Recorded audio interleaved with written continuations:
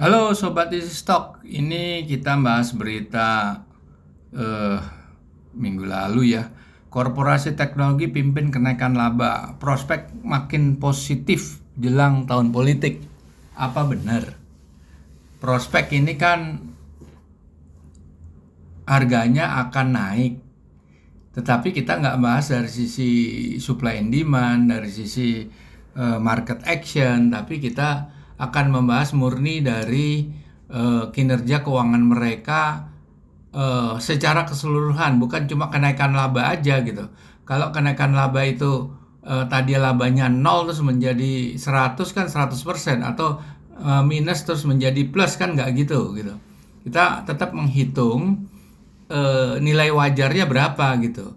Nah, kita akan menggunakan analisa fundamental secara number ya, kuantitatif, betul-betul kuantitatif menggunakan rumusnya Benjamin Graham, Security Analysis bukunya, dan Intelligent Investor. Dua buku ini pegangannya Warren Buffett untuk menghitung nilai wajar, dan sekarang Anda bisa menggunakan aplikasinya di Google Play Store secara free of charge, namanya Easy Stock. Oke, kalau Easy Stock ini seperti ini. Nah, Anda udah download seperti ini. Nah, kita klik Indonesia, kita klik Best Stock Selection ya. Kita akan memilih, kan judulnya memilih saham-saham teknologi yang tentunya yang murah, under value ya. Saham teknologi, sektornya kita pilih IT Service Consulting dulu. Oke. Ada berapa saham nih? Nah, kalau lihat di sini ini nggak ada yang murah sahamnya nih. Ada satu, MLPT. Ada saham Tech, Elmas, NV, DMMX, DCII, Atik. Ini Anda baca gini ya. Nih misalnya Atik, ATIC itu closing price-nya 440. Nilai wajar tertingginya cuma 113, 112. Berarti kan nggak ada upside, harganya udah ketinggian gitu. Kayak bawahnya tuh DCII, closing price-nya tuh 35.950. Nilai wajarnya cuma 1.210. Ya ini udah diangkat setinggi mungkin ini harga ini. Karena memang saham teknologi itu syarat dengan bicara prospek, bicara valuasi yang apa gitu, bakar-bakar uang gitu. Nah ini sangat-sangat berisiko masuk ke saham teknologi. Kalau Anda dengarkan value investor Indonesia, Warren Buffett Indonesia, Lo Keng Hong, dia nggak akan pernah menyentuh saham-saham ini. Oke, di sini aja kita cuma lihat ini ya bidangnya tadi ya, IT consulting ya, IT service dan consulting. Ini cuma MLPT ada 11%. Nah, growth-nya aja udah 7%, udah bagus gitu. Nah, kita lihat di sini Q4 return on equity-nya bagus, tapi profit margin-nya cuma 8,7. Nggak bagus betul, debt equity-nya tinggi di atas 2. Nah, oke. Nah, kita lihat yang lain, application and services. Ada nggak yang murah? Ada Diva, HDIT, hanya Diva dan HDIT. Coba kita lihat Diva dulu ya. Dia apa tadi ya? Mendistribusian ini ya, apa jasa apa tadi ya kalau nggak salah ya, oke. Atik itu tadi ini jasa dan konsultan. Oke. Kalau kita lihat di sini growth-nya 7,7 sudah optimis sekali ya, gitu ya. Kalau kita lihat di sini ya, net current assetnya 2,1 triliun. Sedangkan total utangnya sendiri cuma sekitar 218. artinya net current asset loh, ini aset-aset yang liquid loh. Ada cash on bank, deposito, dan lain sebagainya. Jadi perusahaan ini sangat sangat syarat cash yang belum tentu produktivitasnya tinggi, jangan-jangan rendah. Kita lihat nih Q1 2022 ya. Profit marginnya cuma 7,3.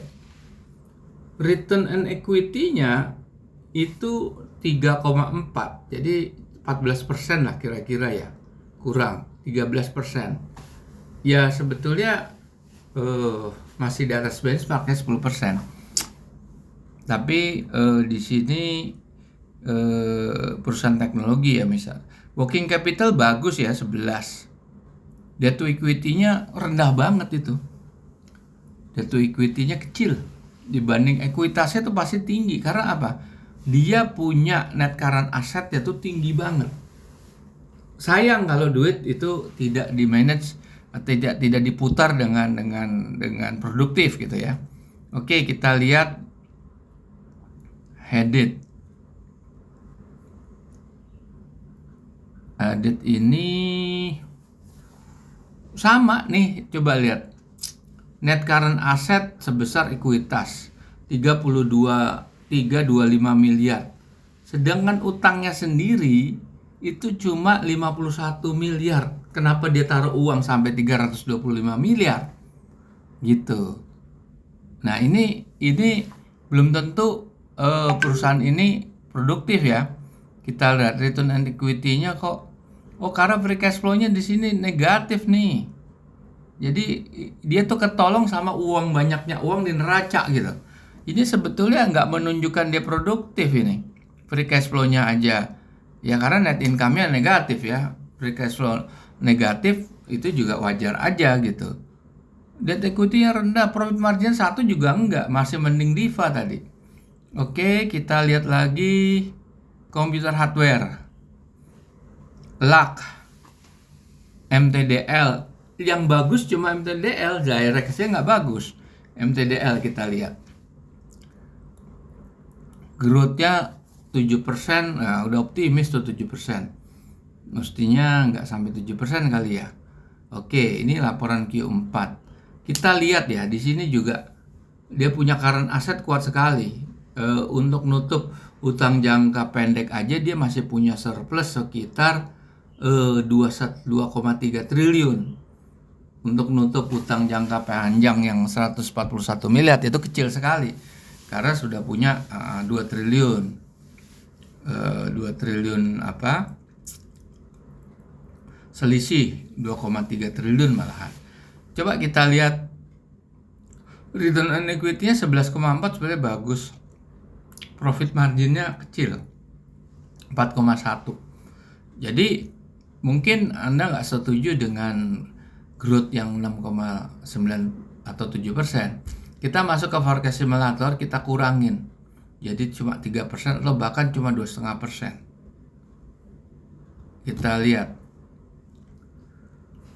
Nah, turun kan? Akhirnya valuasinya atau nilai wajarnya tidak sebesar di awal gitu. Nah, kan ini gede sekali kan. Oke, kita lihat lagi, kita balik lagi ya. Komputer hardware, kita networking equipment. Ada satu PTSN, ini nilai wajarnya negatif karena apa? Kita lihat di sini.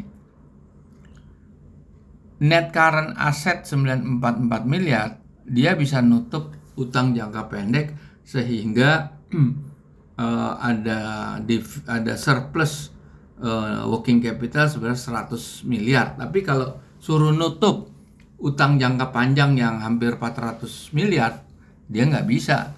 Nah, di sini free cash flow-nya juga negatif. Karena apa? Nah, ini lihat net income 84 miliar, tapi capex-nya itu 321 miliar. Kalau dia tidak ditopang sama depresiasi yang besar, ya dia pasti defisit cash flow-nya gitu. Oke. Kita lihat lagi network equipment software. Kita lihat software. Nggak ada ini. Nggak ada yang valuasinya itu under value atau murah, artinya nilai wajarnya di atas nih harga pasar, nggak ada ini. Kita balik lagi, software parah, electronic equipment dan instrumen, GLVA. Nah ini masih untung nih GLVA nih. Coba kita lihat dulu laporan Q1, growth-nya 5%. Coba return on equity-nya 6,2. Berarti kalau full year dia itu 24% lebih, bagus. Tapi profit marginnya kecil sekali, cuma 3%. Debt equity-nya udah mencapai 2. Working capital 1,3, bagus.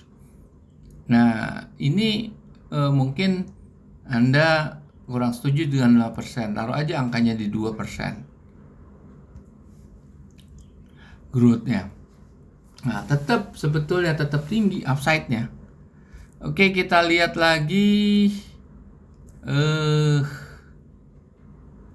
computer manufacturer. Ada Axio. Axio negatif nih, kita lihat ya Axio ya. Growth-nya 5%. Sekarang gini. Net current asset 431 miliar. Dia bisa mendapatkan positif 20 miliar kurang ya 20 atau 19,5 miliar net working capital. Tetapi 19 itu tidak bisa menutup utang jangka panjang, makanya dia negatif, dan free cash flow-nya dia negatif. Karena apa? Lihat di situ.